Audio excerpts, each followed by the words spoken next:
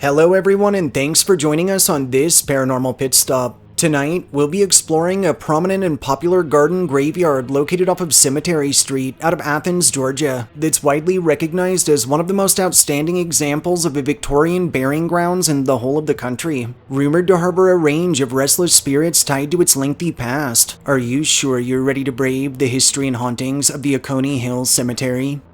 Historically, from circa 1810 and onward, burials in Athens would transpire namely at the Old Athens Cemetery off Jackson Street, which notably rested on University of Georgia grounds. However, by the 1850s, this space would become too crowded, after which both the community and college would approach the city regarding a more appropriately designated cemetery that wasn't, right on campus. In 1855, the Jackson Street Cemetery would cease operations following the purchase of 17 acres that were intended to be transformed for use as Oconee Hill. A year later, in 1856, a formal plotting and plan for the future cemetery's design was officialized, with its first plots auctioned off and management assigned to a board of trustees. And following a boom in prominence, by 1896, virtually all of the yard's earlier plots had been sold off, requiring the establishment's board in 1898 to rush after additional lands. Eventually, and utilizing financial aid courtesy of the city, in 1899, a bridge was constructed across the North Oconee River to connect the old and new portions of the graveyard to each other.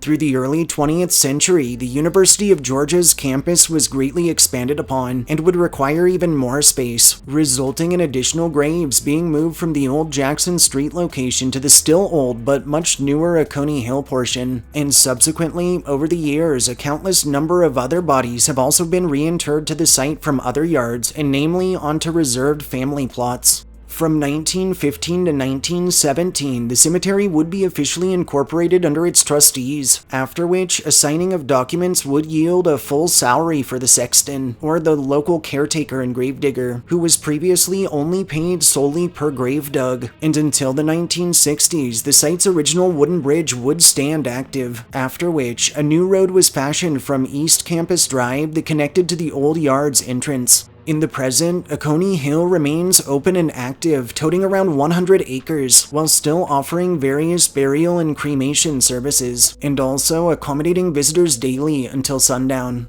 Chillingly, the Oconee Hill Cemetery has long been surrounded in scary stories and purports of encounters with the supernatural, with staff, officials, and visitors to its bounds telling of extreme temperature fluctuations detected in adverse weather, of disembodied whispers carried on the winds, and of encounters with shadowy manifestations that stalk the living, and of even threateningly chased a handful who have gotten too near. Rather disturbingly, those living near the cemetery have consistently told of a graceful, misty apparition that flits about after dark, that transforms over the span of several minutes into a long-horned goat, before running over to the river, diving in, and disappearing. Reported across the aged yard are orbs and spooklights both visible to the naked eye and also captured in the backgrounds of photography and video. The constant feelings of being watched, of being followed, or even of being surrounded by a presence or presences unseen, and encounters with a range of apparitions in clothing spanning the centuries. A popular legend intertwining with actual history tells that when bodies were moved from the old Jackson Street location on more than one occasion, of how only their headstones were actually moved, while workers saved the trouble of actually,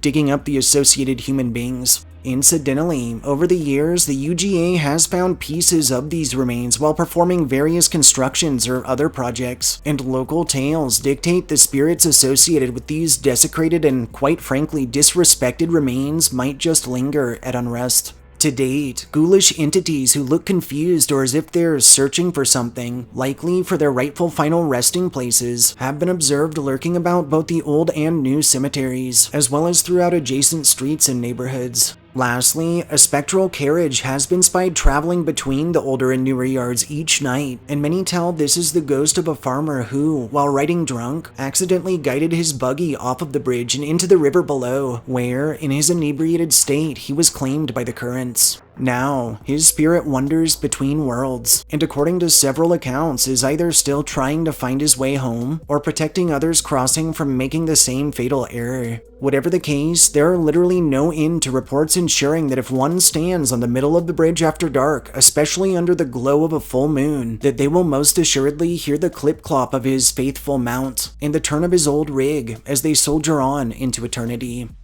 Thanks for tuning in for this Paranormal Pit Stop. If you enjoyed hearing our histories and ghost stories, subscribe to our channel, like this upload, and share us with anyone you feel could use a good scare. Pleasant dreams.